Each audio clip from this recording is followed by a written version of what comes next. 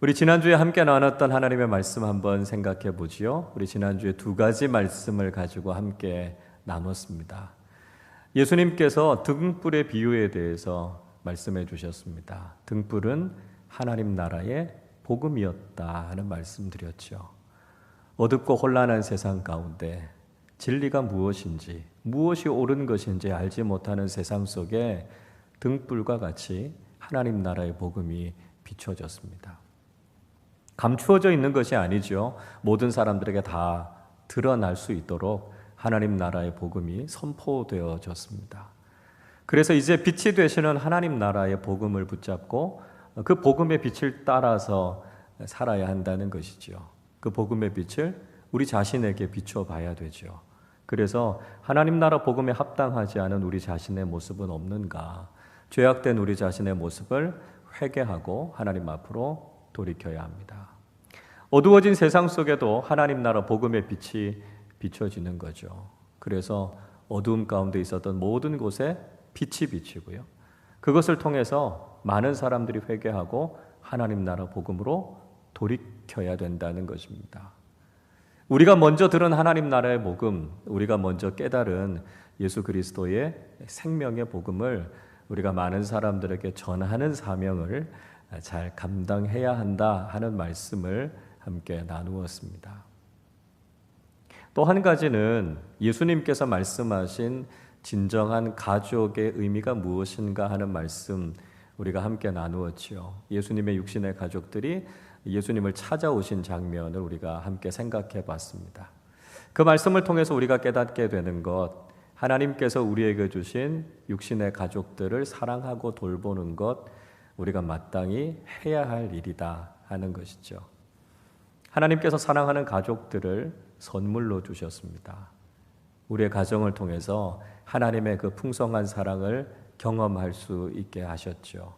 그래서 육신의 가족을 사랑하고 우리 가족들에게 해야 할 의무를 다하는 것, 신앙인으로서 마땅히 해야 할 일이다 하는 말씀을 우리가 함께 나누었습니다. 동시에 우리가 생각하는 가족이라고 하는 개념이 너무 편협돼서는 안 된다는 것이지요. 혈연적인, 육신적인 가족관계, 거기에만 머물러 있는 것이 아니라 우리의 가족관이 더 확장되어져야 한다는 것이죠. 그래서 예수 그리스도의 보혈을 통해서 하나님의 자녀가 된 우리 공동체에 속한 교우들이 역시 우리의 믿음의 가족들이라는 거죠. 영적인 가족들, 하늘 가족들을 생각할 수 있는 그런 확장된 가족 개념을 가져야 됩니다. 가족과 같은 사랑으로 더 많은 사람들을 품어야 하는 것이죠. 그래서 사랑하는 우리 교우들을 하늘 가족으로 가족의 사랑을 같이 나누고요. 또 우리의 이웃들도 장차 우리의 하늘 가족이 될 사람들이니까요. 우리가 더 큰 사랑으로 그들을 품어낼 수 있을 때 우리는 성숙한 믿음의 사람들이 될 수 있다 하는 말씀 우리가 지난주에 함께 나눴습니다. 자, 오늘 말씀은요, 풍랑을 잔잔하게 하신 예수님에 대해서 우리가 함께 살펴보려고 합니다. 예수님의 기적 중에 아주 대표적인 사건 가운데 하나가 풍랑을 잔잔하게 하신 사건입니다. 자, 이 사건을 통해서 주님께서 우리에게 말씀해 주고 계신 것이 무엇인가 함께 생각해 보도록 하겠습니다. 1번을 보겠습니다. 인생은 예수님과 함께하는 항해다 하는 거죠. 우리 인생을 어떻게 정의해 볼 수 있습니까? 우리 인생은 주님과 함께하는 항해다, 여행이다, 이렇게 우리가 정의해 볼 수 있다는 것이죠. 자, 오늘 본문 22절 말씀 우리 한 번 더 같이 읽어보겠습니다. 하루는 제자들과 함께 배에 오르사 그들에게 이르시되 호수 저편으로 건너가자 하심에 이에 떠나. 예수님께서 하루는 제자들과 함께 배를 타고 갈릴리 호수 저편으로 건너가자 이렇게 말씀하셨습니다. 예수님께서 이전까지 주로 사역하셨던 것은 갈릴리 호수의 북쪽이었던 가버나움이라고 하는 도시를 중심으로 해서 사역하고 계셨습니다. 그런데 오늘 본문을 통해서 갈릴리 호수의 동쪽 편으로 건너가십니다. 그래서 요단강 동쪽 편에 있었던 데가볼리라고 하는 지역, 데카폴리스, 10개의 대표적인 도시가 있었던 요단강 동편 쪽으로 지금 건너가고 계신 것이죠. 그래서 제자들과 함께 갈릴리 호수를 건너가자 이렇게 말씀하고 계십니다. 우리의 인생에 대해서 아마 여러 가지로 비유를 들 수 있겠는데요. 참 좋은 비유 중에 하나가 뭐냐 하면 인생은 여행이다 하는 거죠. 특별히 오늘 본문의 말씀처럼 예수님과 함께하는 항해다. 우리가 이렇게 비유해 볼 수 있을 것 같습니다. 우리가 믿음의 길을 걸어가고 우리가 믿음의 인생을 살아간다라고 하는 것은 주님과 함께 여행하는 것이고요. 주님과 함께 항해하는 것입니다. 그런데 이 항해, 여행이라고 하는 것은 관광의 목적이 아니고요. 어떤 목적지를 향해서 가고 있는 여정이다. 이렇게 이해하시면 보다 더 정확하게 이해할 수 있을 것 같습니다. 그러니까 인생을 살아가는 동안에 얼마나 많은 것을 보고 좋은 것을 보고 즐길 것인가 이런 차원에서의 여행이라기보다는 우리가 지금 출발해서 목적지를 향해서 가고 있는 그런 여정과 같은 여행이 바로 우리의 인생이다 하는 거죠. 자, 그러면 여러분 그 여행에서 그 여정에서 중요한 게 뭐겠습니까? 제일 중요한 건 목적지에 도달하는 게 제일 중요한 겁니다. 물론 과정도 중요하지요. 과정을 얼마나 편안하게 잘 가느냐, 빠른 시간 안에 가느냐, 편리하게 가느냐, 과정도 물론 우리가 생각해야 됩니다만 가장 중요한 건 뭐냐 하면 목적지에 잘 도달하는 거예요. 우리가 그 여정을 통해서 정해진 목적지에 도착해야 되는데 여정은 잘 마쳤습니다만 전혀 다른 목적지에 도달했다면 그건 우리가 올바른 여행을 한 것이 아니죠. 그래서 우리가 지금 목적지를 향해서 잘 가고 있는가 하는 걸 봐야 됩니다. 우리가 가고 있는 인생의 목적지가 어디입니까? 본향이죠. 하나님의 나라, 천국입니다. 그러니까 우리가 인생의 여행을 떠날 때 우리는 목적지에서 시선을 흐트러뜨리면 안 됩니다. 우리가 지금 그 목적지를 향해서 잘 가고 있는지 그 방향을 잘 잡아야 됩니다. 그래서 우리의 인생의 여정을 마쳤을 때 우리가 목표로 하던 하나님 나라에 도착해야만 그 여정이 의미가 있다라고 하는 것이죠. 자, 그렇기 때문에 성경은 우리의 정체성을 가리켜서 여행자다 그렇게 이야기하죠. 우리는 여행자로서 이 세상을 살아가고 있습니다. 또 다른 표현으로는 순례자다 이야기하고요. 또 나그네다 이렇게 이야기하죠. 성경 가운데 우리 그리스도인들의 정체성에 대해서 가장 잘 얘기해 주고 있는 것이 사도 베드로가 쓰고 있는 베드로전서입니다. 베드로전서 2장 11절 말씀 보면 이렇게 기록합니다. 사랑하는 자들아 거류민과 나그네 같은 너희를 권하노니 영혼을 거슬러 싸우는 육체의 정욕을 제어하라. 베드로는 그리스도인들을 가리켜서 거류민, 나그네 이렇게 이야기합니다. 정착민이 아니라는 거예요. 이 세상 속에서 안주하면서 살 사람들이 아니라 천국을 향해 순례하고 있는 순례자들이고요. 길을 떠난 나그네, 여행자들이다 하는 거죠. 그래서 이 세상을 살아가는 동안에 세상에 안주할 것이 아니고 정욕이나 탐욕을 가지고 이 세상의 것들을 누리면서 살아서는 안 된다는 것입니다. 우린 가야 할 목적지가 분명한 거예요. 그래서 그 목적지를 향해서 잘 갈 수 있을 때 우리가 좋은 여행자가 될 수 있다는 거죠. 우린 집에 돌아가야 됩니다. 여행지에서 영원토록 살 수 없어요. 그래서 과정이 되는 이 세상의 가치를 추구하고 이 세상에서 머물러 있으려고 하면 안 된다는 거죠. 우리가 가야 하는 목적지까지 우리가 쉬지 않고 성실하게 믿음으로 걸어가서 그 목적지에 도달해야 된다는 것입니다. 자, 여행자가 여행할 때요, 어떻게 여행하는 게 지혜로운 걸까요? 여러 가지를 생각할 수 있겠습니다만 여행자는요, 짐을 많이 가지고 가면 여행하기 굉장히 불편합니다. 여러분 여행하시면서 그런 경험들 있으시죠?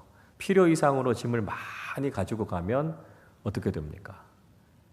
짐이 무게를 초과해서 오버차지를 물어야 됩니다. 또 대부분 여행을 하다 보면 하나씩 둘씩 물건을 사니까요, 짐이 자꾸 많아집니다. 그래서 돌아올 때쯤 되면 가지고 간 가방에 가득 채우고도 짐이 다 커버가 되지 않아서 곤란한 경험들을 아마 많이 겪어보셨을 겁니다. 여행에는요, 불필요한 짐 많이 가지고 다니면 굉장히 어렵습니다. 그래서 여행할 때 꼭 필요한 짐만 잘 챙겨 가지고 가야 여행하는 것이 편리하고 좋죠. 제가 신학교 다닐 때 저희 총장님께서 여행할 때 짐을 줄이는 방법에 대한 이야기 해주셨어요. 이 교수님이 선교학을 가르치시는 분이셔서 주로 이제 선교지에 선교사님들을 많이 만나러 다니셨거든요. 그런데 여행하면서 오히려 짐을 줄이고 돌아올 수 있는 방법, 이런 방법이 있으셨다 그래요. 여행 가실 때 짐을 쌀 때 옷은 꼭 필요한 옷만 챙기되 굉장히 낡은 옷들만 챙깁니다. 좀 민망한 얘기이기도 합니다만 속옷은요 거의 떨어져서 더 이상 입기 어려운 속옷들만 가지고 가신대요. 그렇게 가지고 가서 하루 속옷을 입고 그 다음날 떠나실 때는 이제 뭐 더 이상 갖고 있을 만한 옷이 아니니까요, 거기다가 버리고 가시는 거예요. 그래서 하루, 이틀, 사흘 이렇게 지나면서 쭉 여행하시다 보면 못 입는 옷들을 자꾸 버리시게 되니까요, 짐이 준다는 거예요.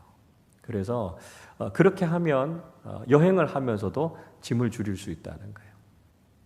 또 하나는 주로 이제 선교지를 많이 다니다 보니까 본인 짐은 최소한으로 가지고 가고요, 선교사님들한테 선물할 것들만 가능하면 많이 가져가신다는 거예요.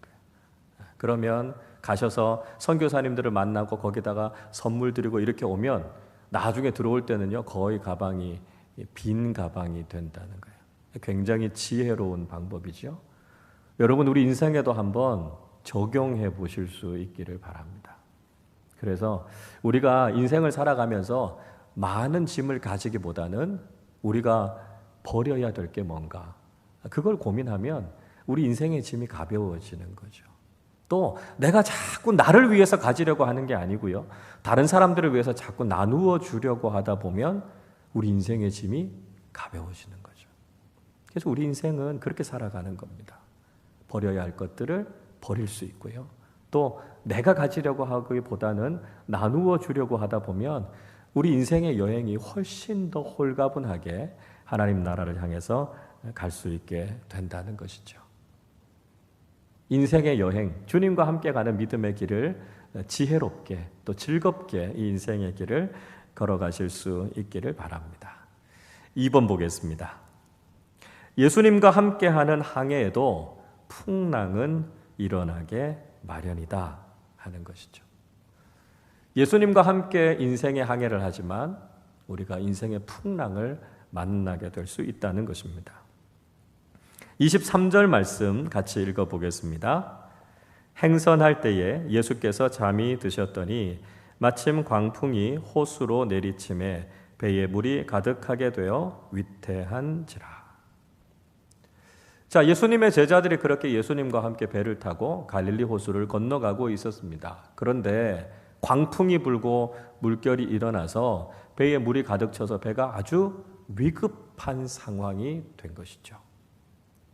사실 성경에는 갈릴리 바다 이렇게 묘사되어져 있지만 민물 호수입니다. 남북으로 21km 정도 되고요, 동서로는 12에서 13km 정도 되는 아래 위로 좀 이렇게 길쭉하게 생긴 호수입니다. 가서 보시면 사실 상당히 커요. 그러나 그것보다 훨씬 더 큰 호수들도 많이 있지 않습니까?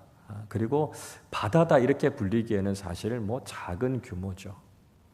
그런데 그렇게 작은 갈릴리 호수에 이토록 엄청난 광풍이 분다라고 하는 걸 우리가 쉽게 좀 이해하기는 어렵습니다.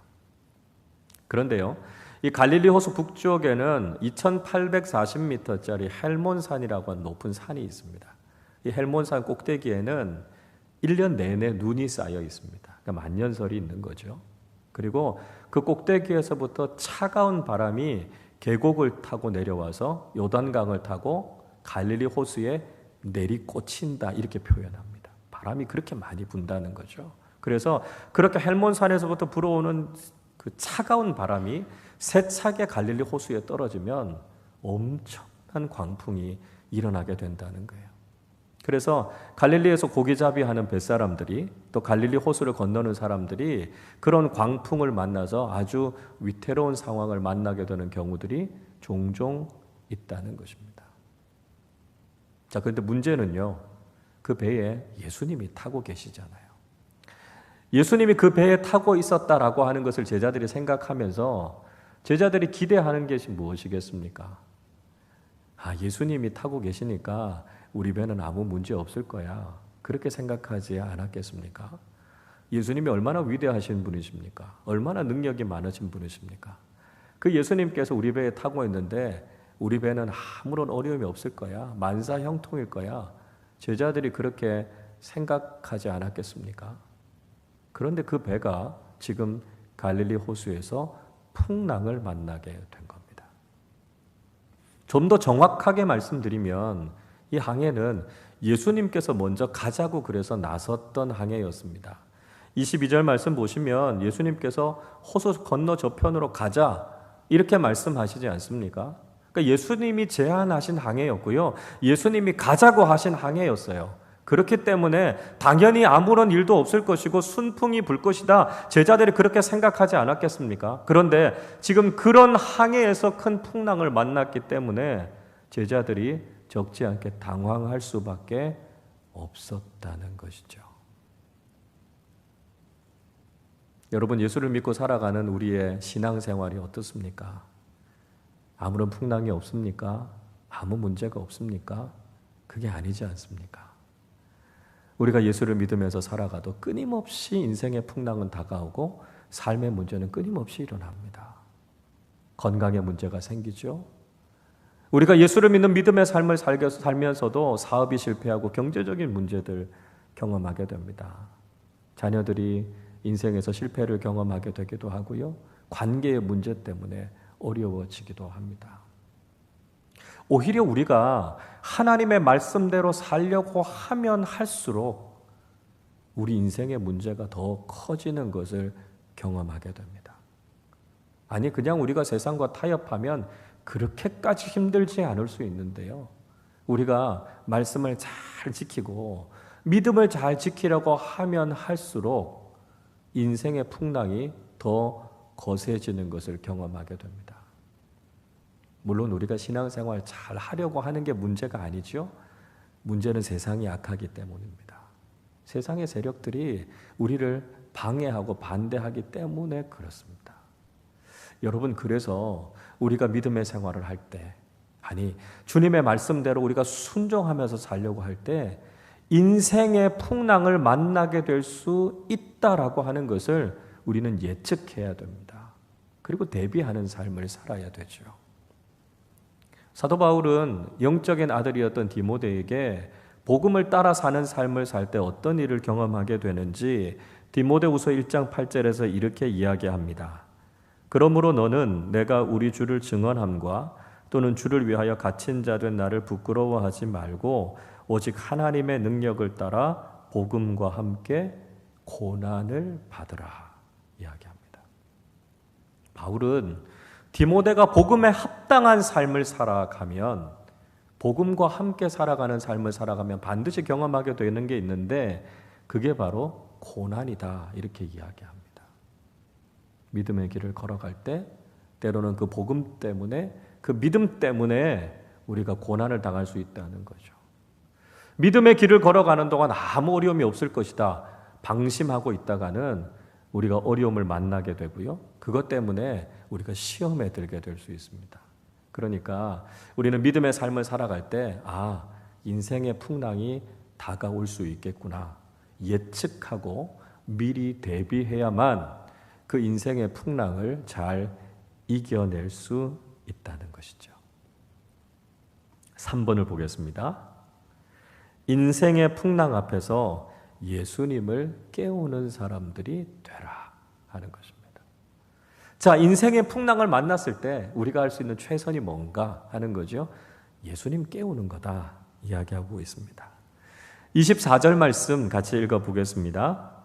제자들이 나와 깨워 이르되 주여 주여 우리가 죽겠나이다 한데 예수께서 잠을 깨사 바람과 물결을 꾸짖으시니 이에 그쳐 잔잔하여 지더라. 풍랑이 몰아치고 배가 위기 가운데 있으니까 제자들은 죽을 것 같은 마음이 들었습니다. 그래서 예수님을 깨웠다 이렇게 이야기하죠. 예수님께서 배를 타고 출발하시면서부터 아마 잠이 드셨던 것 같습니다. 예수님께서 굉장히 피곤하게 새벽부터 밤까지 사역을 하셨으니까요. 배를 타자마자 배에서 잠드셨습니다. 그런데 풍랑이 몰아치는 그 가운데서도 여전히 예수님은 깨지 않으시고 잠들어 계셨습니다. 제자들이 나중에 예수님을 깨우고 나서야 비로소 예수님께서 일어나셨다 이렇게 말씀하고 있습니다. 참 이해하기 어렵죠. 아니 이렇게 풍랑이 몰아치는 뱃속에서 어떻게 예수님께서 이렇게 태연하게 잠드실 수 있나 하는 생각이 듭니다. 왜 그럴 수 있었을까요? 예수님이 워낙 잠이 깊이 드셨기 때문에 그런 겁니까? 이런 이야기를 하려고 하는 건 아니겠죠. 이 장면을 통해서 우리에게 말씀해 주시려고 하는 게 있습니다. 예수님께는 하나님께서 주시는 절대 평안이 있었다는 것입니다. 인생의 풍랑이 아무리 불어닥칠지라도 그것에 아랑곳하지 않고 예수님께서는 평안함 가운데 계셨다 하는 것을 보여주고 있습니다. 어떻습니까? 인생의 풍랑을 만났을 때 예수님께서 보이신 모습과 제자들이나 우리가 보이는 모습이 너무 다르지 않습니까? 인생의 풍랑이 다가올 때 우리는 어떤 모습입니까? 제자들하고 비슷하죠. 혼비백산합니다. 우왕좌왕합니다. 뭘 어떻게 해야 할지 몰라서 당황하고 두려워하고 무서워하는 모습이 우리들의 모습입니다. 그러나 예수님께서는 문제 앞에서도 평안함을 유지하고 계셨던 것을 볼 수 있습니다. 우리가 문제를 어떻게 대해야 할지 그리고 그 문제를 어떻게 해결할 수 있을지에 대해서 우리에게 아주 중요한 가르침을 주고 있습니다. 문제 앞에서도 하나님께서 주시는 평안함을 누리실 수 있기를 바랍니다. 우리가 영적으로 잘 무장하고요. 우리의 믿음이 더욱더 깊어지고 신실해지면 문제 앞에서 당황하지 않아요. 오히려 문제 앞에서 더 평안해집니다. 그리고 이 문제를 통해서 하나님께서 우리에게 원하시는 것이 무엇인지 그리고 이 문제를 하나님께서 어떻게 다루어 가실 것인가라고 하는 것을 바라보게 돼요. 그러나 우리에게 이 평안이 없으면 문제 때문에 죽겠다고 두려워하게 된다는 것이죠. 저는 여러분의 삶 속에 가정 속에 하나님께서 주시는 이 절대 평안이 있기를 축복합니다. 우리의 인생에 끊임없이 인생의 풍랑이 몰아닥칩니다. 그러나 하나님 주시는 평안함이 있으면 우리 믿음이 흔들리지 않습니다. 그리고 그 문제의 본질이 무엇인가라고 하는 것을 보게 된다는 거예요. 그리고 하나님께서 그 문제를 어떻게 풀어가시는가 하는 것을 볼 수 있게 된다는 것이죠. 자, 풍랑 앞에서 보였던 제자들의 모습을 다시 한번 보십시오. 그들은 죽겠다고 소리를 지르죠. 여러분, 예수님의 제자들 가운데서는 이 갈릴리 호수에 대해서 전문가들이 있었습니다. 이 갈릴리 호수에서 고기를 잡느라고 잔뼈가 굵었던 제자들이 있지 않습니까? 적어도 갈릴리 호수에 대해서만큼은 나보다 더 잘 아는 사람이 없다. 그렇게 자신하는 사람들이 있었습니다. 반면에 예수님은 나사렛의 목수였습니다. 그러니까 예수님은 갈릴리 호수에 대해서도 잘 모르고요. 풍랑에 대해서도 잘 모르는 분이십니다. 여러분, 간혹 우리는 우리 인생에 대해서 그렇게 자신할 때가 있습니다. 그래도 내가 인생에 대한 경험과 지식이 많아. 적어도 나는 내 인생에 대해서는 전문가야. 그래서 나는 내 인생의 문제를 잘 풀어갈 수 있어. 이렇게 자신하는 사람들이 있습니다. 그러나 어떻습니까? 우리가 삶을 살아가면서 인생의 문제를 만나게 되면요. 아, 내가 정말 아무것도 아니구나. 내가 그 인생의 문제를 해결할 수 있는 능력이 없구나 하는 것을 비로소 깨닫게 됩니다. 내가 대단히 많은 것을 알고 있고 내가 굉장히 유능한 사람인 줄 알았는데 인생의 문제 앞에서 내가 정말 초라하고 무능력한 사람이구나 하는 것을 알게 됩니다. 요즘 우리 그런 거 경험하고 있지 않습니까? 코로나 바이러스 하나 때문에요. 온 세상이, 전 세계가 지금 다 멈춰 서 있습니다. 그동안 우리가 무슨 자랑했습니까? 우리가 갖고 있었던 첨단 의료 기술이 얼마나 발전해 있는지 우리 자랑하지 않았습니까? 이제 100년 이상 사는 건 문제도 아니고요. 120년, 150년 사는 것도 가능한 이야기가 됐습니다. 앞으로는 몇백 년을 살지도 모른다. 사람들이 그렇게 자신하지 않았습니까? 그러나 정작 우리 상황은 어떻습니까? 올 한 해 우리는 작은 바이러스 하나 해결하지 못해서 우리의 삶이 멈춰 있고요. 얼마나 많은 사람들이 죽어나가고 있는지 모릅니다. 우리가 뭘 인정해야 되는 거죠? 우린 무능하다는 거예요. 우린 연약하고 보잘것없다는 거예요. 우린 인생의 문제 앞에서 그 문제를 풀어갈 수 있는 능력이 없다는 거예요. 자, 그래서 어떻게 해야 됩니까? 제자들이 어떻게 했습니까? 예수님을 깨웠죠. 주님, 살려주십시오. 주님이 아니면 이 문제를 해결할 수 없습니다. 제자들은 주님을 깨웠습니다. 여러분, 인생의 풍랑 앞에서 우리가 해야 하는 가장 중요한 일, 가장 우선이 되는 일이 무엇입니까? 예수님을 깨우는 것입니다. 그게 뭐죠? 주님 앞에 기도하는 겁니다. 여러분, 우리의 무능력함을 깨닫고 우리의 죄악됨을 깨달았다면 이제는 우리가 주님 앞으로 나아가야 합니다. 우리 스스로 할 수 있다고 교만하게 생각했던 모든 것들을 이제 다 내려놓고 오직 주님만이 하실 수 있습니다. 주님께 맡기고 기도하는 사람들이 되어야 합니다. 여러분, 우리가 그런 간절함을 가지고 기도하고 있습니까? 우리는 기도를 오히려 잃어버리고 있습니다. 요즘같이 이 어려운 시기에 우리가 더욱더 깨어서 간절하게 주님을 찾아야 되는데요. 우리가 그렇게 하지 못할 때가 많습니다. 가끔 저한테 그렇게 이야기하시는 분이 있습니다. 목사님, 기도하는 거 말고 뭐 다른 방법 없습니까? 다른 방법 좀 얘기해 주십시오. 세상의 사람들은 기도가 무슨 대단한 일을 할 수 있겠냐고 생각합니다. 여러분, 아닙니다. 모든 문제의 해결책은 출발점은 기도로부터 시작하는 것입니다. 그래서 우리가 가장 우선적이고 먼저 해야 될 일이 기도입니다. 근데 우리가 지금 기도하지 않고 무엇인가를 하려고 하니까 문제가 해결되지 않는 겁니다. 여러분, 제자들을 통해서 배우셔야 합니다. 우리가 가장 먼저 해야 하는 것, 주님을 깨워야 합니다. 말씀을 통해서 주님의 뜻이 무엇인가를 분별하고 간절한 기도를 통해서 주님께 우리의 문제를 맡겨야 되는 거죠. 여러분, 기도하는 일에 더욱더 열심을 내시기를 바랍니다. 우리 한 번 더 예배하는 운동하고 있습니다. 여러분, 주님께서 우리를 긍휼히 여겨주시고 이 문제를 풀어가셔야 합니다. 우리가 다시 한번 말씀으로 기도로 주님을 깨우고 믿음의 방법으로 우리 인생의 문제를 해결하는 우리 모두가 되실 수 있기를 바랍니다. 4번 보십시오. 믿음이 없으면 인생의 풍랑은 죽을 만큼 두렵다는 것입니다. 25절 같이 읽어보겠습니다. 제자들에게 이르시되 너희 믿음이 어디 있느냐 하시니 그들이 두려워하고 놀랍게 여겨 서로 말하되 그가 누구이기에 바람과 물을 명하며 순종하는가 하더라. 제자들은 풍랑이 너무나 두려웠습니다. 풍랑을 만났을 때 제자들이 뭘 생각했을까요? 죽음을 생각하는 거예요. 주님, 우리 죽을 것 같습니다. 그 이야기를 합니다. 여러분, 제자들이 이 죽음과 같은 두려움을 느꼈던 근본적인 이유는 뭘까요? 물론 풍랑이 굉장히 컸기 때문일 겁니다. 눈에 보여지는 엄청나게 큰 풍랑이 자신들에게 다가오니까 두려움을 느꼈겠죠.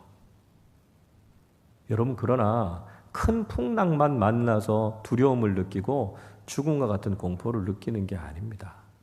때로는 작은 풍랑과 작은 바람에도요, 우리는 두려워하고 흔들리고 죽을 것 같은 마음을 느끼는 게 우리 인간이에요.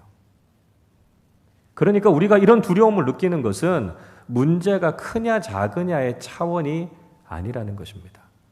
예수님께서 뭐라고 말씀하십니까? 너희 믿음이 어디 있느냐 말씀하십니다. 무슨 말씀이죠? 믿음이 없으면요, 큰 풍랑이든 작은 풍랑이든 우리는 죽을 만큼 두렵다는 거예요. 여러분, 우리가 두려움을 느끼고 죽음에 대한 공포를 느끼는 건 단지 문제가 크기 때문이 아닙니다. 풍랑이 크기 때문이 아니에요. 우리에게 믿음이 없으면 인생의 모든 문제는 죽을 만큼 두렵습니다. 정말 우리에게 주님을 향한 믿음이 있느냐, 이게 중요한 겁니다. 믿음이 뭐죠? 믿음은 문제보다 주님을 더 크게 보는 게 믿음입니다. 우리가 왜 두려워합니까? 왜 문제 때문에 어려워합니까? 문제를 너무 크게 보는 거예요. 그래서 우리가 문제 속에 매몰되어져 버리기 때문에 주님을 보지 못하고요, 죽을 것 같은 두려움을 느끼는 거예요. 근데 믿음의 눈으로 바라보면 문제보다 주님이 더 크신 거죠. 그래서 주님께서 우리의 문제를 해결하실 수 있는 분이심을 우리가 깨닫게 되는 거예요. 그렇게 되면 풍랑 앞에서도 우리가 죽을 것 같은 두려움을 느끼지 않습니다. 오히려 주님께서 이 문제를 어떻게 풀어가실까라고 하는 기대가 생기게 된다는 것이죠. 여러분, 주님을 향한 믿음을 가지셔야 합니다. 주님께서 우리 인생의 문제를 다루실 수 있는 능력이 있는 분이심을 신뢰해야 합니다. 그리고 그 주님께서 나를 얼마나 사랑하시는지 그 믿음을 가져야 합니다. 여러분, 그 믿음을 가지고 우리 인생의 풍랑을 바라보면 두렵지 않습니다. 이 풍랑 속에서도 주님께서 나를 반드시 건져주시고 우리 인생의 문제를 해결하시는 주님의 기적과 같은 능력을 경험하게 될 줄로 믿습니다. 오직 믿음입니다. 믿음의 눈으로 우리 인생의 풍랑을 바라보고 그 인생의 풍랑을 뚫고 우리를 도우시는 주님을 경험하는 우리 모두가 되실 수 있기를 바랍니다. 마지막 5번입니다. 예수님은 천지 만물을 다스리시는 하나님이시다 하는 거죠. 자, 예수님이 누구십니까? 예수님은 하나님이세요. 모든 것을 창조하시고 다스리시는 하나님이시다. 그 고백이 우리에게 중요하다는 것이죠. 25절 뒷부분 이렇게 이야기하지요. 그가 누구이기에 바람과 물을 명함에 순종하는가 하더라.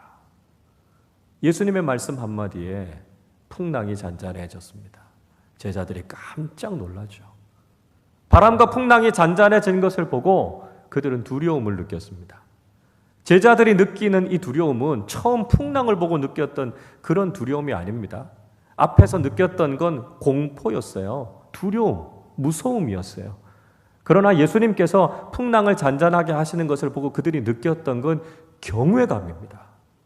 자기 자신과는 근본적으로 다른 존재를 만났을 때 느끼는 경외감, 그 놀라움이 바로 제자들이 예수님을 보면서 느꼈던 그런 놀라움이었습니다. 여러분, 우리는 삶 속에서 이 놀라운 주님을 만나야 된다는 거죠. 그리고 그 주님을 향한 경외감을 가지고 살아야 합니다.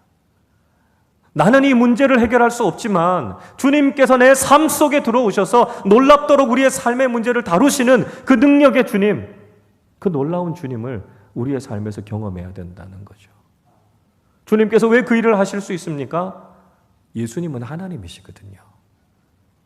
단지 위대한 성인, 위대한 사람이 아니라 삼위일체 하나님의 제2위격이신 성자 하나님이십니다. 하나님께서 처음 천지 만물을 창조하실 때 예수님은 말씀으로 창조의 매개로 모든 것들을 다 만드셨습니다. 그리고 지금도 온 천지 만물과 우리의 인생을 다스리시는 하나님이십니다. 여러분, 우리가 그 예수님을 믿고 있는 거예요. 우리 인생에 문제가 있죠. 우리의 삶 속에서도 여러 가지 세상적인 어려움들과 힘든 일들이 있습니다. 그러나 우리가 바라봐야 될 건 하나님이십니다. 하나님이신 예수님께서 오늘도 내 인생을 다스리시고 내 삶을 선하게 이끌어 주실 것을 우리가 경험해야 되는 거죠. 지금도 끊임없이 자연재해와 재난들이 일어나고 있습니다. 교만한 사람들은 그것을 가지고 또 하나님의 탓으로 돌립니다. 그게 왜 하나님의 탓입니까? 우리 인간의 탐욕 때문에 일어난 거 아닙니까? 우리가 하나님의 말씀대로 바르게 살지 못했기 때문에 지금 우리가 이 엄청난 환경 재난들을 경험하고 있는 것 아닙니까? 우리의 잘못을 하나님께 고백하고 회개해야지요. 그리고 하나님의 긍휼하심이 이 땅 가운데 임하셔서 하나님께서 이 자연 만물 생태계를 지켜주시도록 기도해야 되죠. 그리고 우리는 창조 신앙을 가지고 있는 그리스도인들로서 이 창조의 질서를 잘 지켜나가고 실천하는 사람들이 되어야 합니다. 여러분, 우리가 하나님 앞에서 살아야 합니다. 우리가 믿고 있는 예수 그리스도, 이 세상 만물을 창조하신 하나님이시고요, 죄와 사망으로부터 우리를 건져주신 구원자이시고요, 지금도 우리의 삶을 다스리시고 온 천지 만물을 다스리시는 하나님이신 줄로 믿습니다. 우리 인생의 모든 문제를 하나님이신 예수님께 가지고 나아가야 합니다. 여러분, 우리의 인생 주님과 함께하는 항해와도 같습니다. 우리가 주님과 함께하는 항해 속에서도 인생의 풍랑을 만나게 되고 삶의 문제들을 만나게 되죠. 우리가 삶의 문제를 만났을 때 낙심할 것이 아니라 지금 인생이라고 하는 배에 함께 계신 주님을 깨우는 믿음의 사람들이 되실 수 있기를 바랍니다. 나는 내 문제 해결할 수 없습니다. 내가 가지고 있는 인간적인 힘과 지식으로 내 인생의 문제 해결할 수 없습니다. 그러나 주님께는 해답이 있습니다. 문제보다 크신 주님께서 우리 인생의 문제를 다 잠재우시고 우리의 삶을 순풍에 돛단 배와 같이 인도해 주실 줄로 믿습니다. 중요한 것은 믿음입니다.